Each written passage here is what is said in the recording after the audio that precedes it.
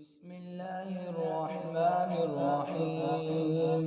ألف لام ميم. ذلك الكتاب لا ريب فيه هدى للمتقين الذين يؤمنون بالغيب ويقيمون الصلاة ومما رزقناهم ينفقون والذين يؤمنون بما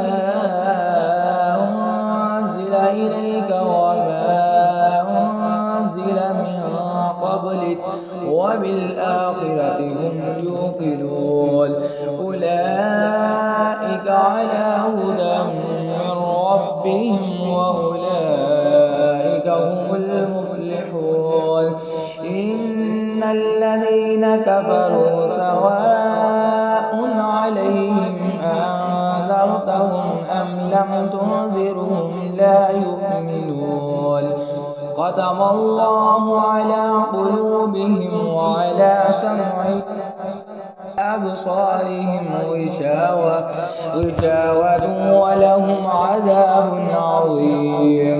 ومن الناس من يقول آمنا بالله وباليوم الآخر وما هم بمؤمنين يخادعون الله والذين آمنوا وما يخدعون إلا أنفسهم وما يشعرون.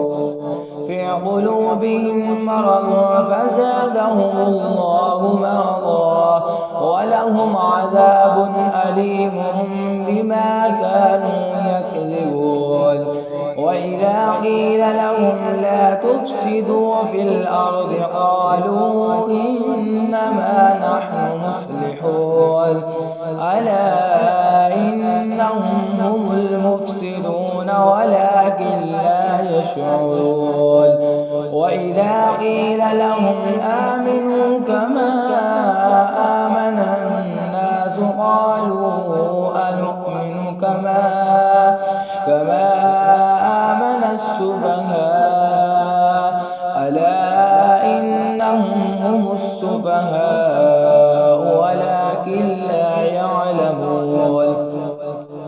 وإذا لقوا الذين آمنوا قالوا آمنا وإذا خلوا إلى شياطينهم قالوا إنا معكم إنما نحن مستهزئون. الله يستهزئ بهم ويمدهم في طغيانهم يعمهون.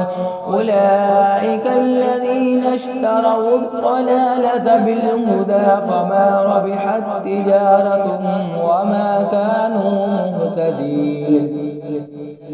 مثلهم كمثل الذي استوقد نارا فلما أضاءت ما حوله ذهب الله بنورهم وتركهم في ظلمات لا يبصرون. صم بكم عمي فهم لا يرجعون.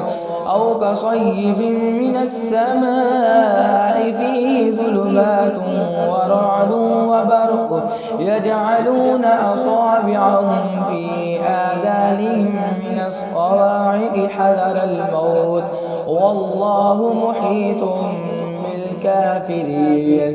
يكاد البرق يخطف أبصارهم كلما أضاء لهم مشوا فيه وإذا أظلم عليهم قاموا ولو شاء الله لذهب بسمعهم وأبصارهم إن الله على كل شيء قدير.